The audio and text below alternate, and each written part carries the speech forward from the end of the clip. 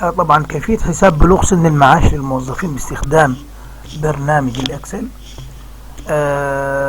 أول حاجة طبعا احنا مثلا معايا تواريخ ميلاد العاملين، مثلا الموظفين معايا في المعهد أو في المكان المؤسسة اللي أنا شغال فيها، ومطلوب مني أحسب تاريخ بلوغ سن المعاش.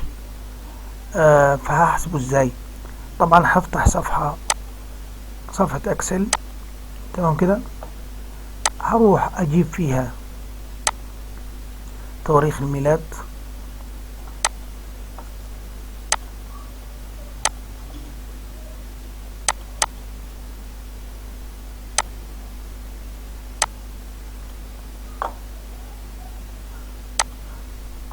طبعا دي تاريخ الميلاد. عشان احسب سن بلوغ المعاش ده احسبه ازاي؟ عشان احسب سن بلوغ المعاش احسبه ازاي؟ انا هعمل معادلة بسيطة كده، اللي هي ايه المعادلة البسيطة دي؟ بس كده معايا.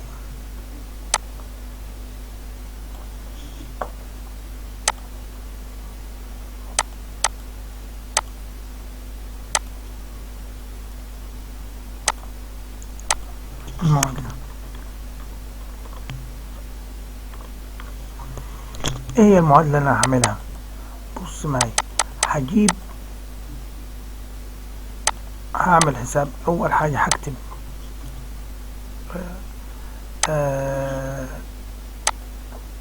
المعادلة دي اللي هو هنكتب 60 في 365 وربع إلى 250 يعني ناقص 1. ايه 60 دي اللي هي سن المعاش اللي هيبلغها. اول حاجة بس اكتب يساوي، اول حاجة اكتب يساوي، يبقى هكتب يساوي 60 في 365 و250 وربع يعني ناقص 1. 60 دي سن المعاش، في اللي هي هنضربها في كام؟ 365 وربع 250 يعني عدد ايام السنة، هنطرح منها يوم ثم نضغط انتر. تعال كده نطبق الموضوع ده على الاكسل. هنكتب يساوي، اول حاجة يساوي 60 في 365 وربع ناقص يوم، وهدوس انتر. كده اتقلبت لي معادلة او تحولت الى معادلة. طيب انا عشان اعرف سن زميلي ده، الراجل ده اللي هو سنه ده، عشان اعرفه هيبقى امتى هيوصل سن المعاش، هعمل ايه؟ هكتب هنا في المنطقة دي يساوي، وهجيب الخانة دي زائد الخانة دي وادوس انتر. فقال لي الراجل ده كده، نخلوها عربي، محاذاة اليمين. فقال لي عندك زميلك ده هيطلع يوم 22/11/2040. تمام. طيب انا عاوز اكتب باقي الناس، مثلا معي 100 شخص او في المؤسسة 50 شخص في المؤسسة، اعمل ايه؟ هاخد تنسيق الخلية دي اللي هي المعادلة اللي انا عملتها، اخدها. ركز معي، يعني انا دلوقتي بمجرد ما هاجي على، يعني معي شايف السهم الماوس عامل زي حرف زائد، بمجرد ما يبقى لونه اسود كده هاخد التنسيق بتاعها واخده تحت كده، هيعمل ايه؟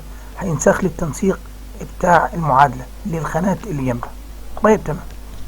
هاجي في المنطقة دي نفس النظام، عشان هي دي بقت معادلة، هاخد تنسيقها برضو نفس النظام. امسك من اول ما يجي المربع كده هيتحول المؤشر، بدل ما هو زائد بالعريض كده ابيض هيبقى لي زائد بالاسود كده. هاجي ماسك من هنا وانزل اخدها برضو، اسحب بالماوس، طبعا ابقى ماسك ضغطه كده بكليك الشمال وانزل بيها لغايه الاخر، هينسخ لي كل التنسيق اللي انا عملته. يبقى كده انا عندي ادي السن كليتهم، يعني مثلا ده 1/10/88 هيطلع 30/9 يعني قدامها بيوم 48، ونفس النظام هكذا هكذا، ده هلاقي كل الايه، كل حاجه. طيب تمام كده انا خدت التنسيق، خدت.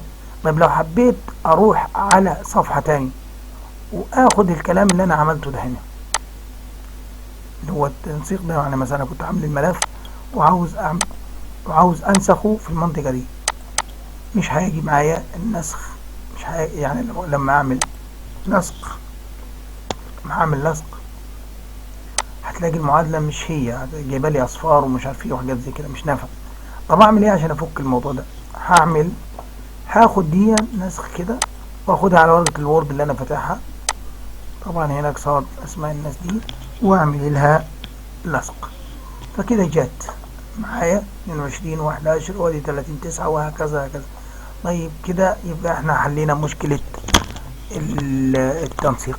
يبقى تاريخ بلوغ سن المعاش للشخص ده اقصاده هكذا، يعني عشان هي ضغطة ماوس مش هتكلفك حاجة.